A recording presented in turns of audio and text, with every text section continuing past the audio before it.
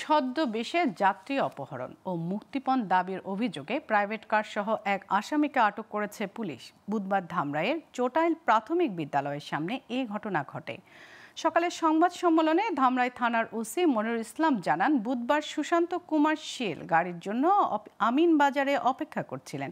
এ সময় আমন ওরফে রুমু, নুরুল ইসলাম, শাকিল আহমেদ পাপ্পু ও জয়নাল আবেদিন সাদা রঙের গাড়ি নিয়ে 150 টাকা ভাড়ায় মানিকগঞ্জ পৌঁছে দেওয়ার কথা বলে তাকে গাড়িতে তুলে নেয়। কিছুদূর যাওয়ার পর সুশান্তের হাত পা মুখ বেঁধে ফেলে অপহরণকারীরা। এরপর তার কাছে টাকা, মোবাইল ফোন নিয়ে নেয় এবং 1 লাখ টাকা মুক্তিপণ দাবি করে।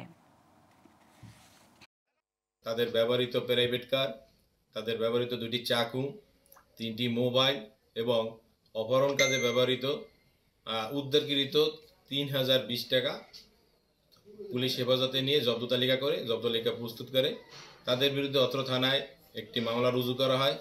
আসামিদের পিসিপির যাচাইকালে দেখা যায় তাদের ইতিপূর্বে আরও একাধিক থানায় মামলা রয়েছে।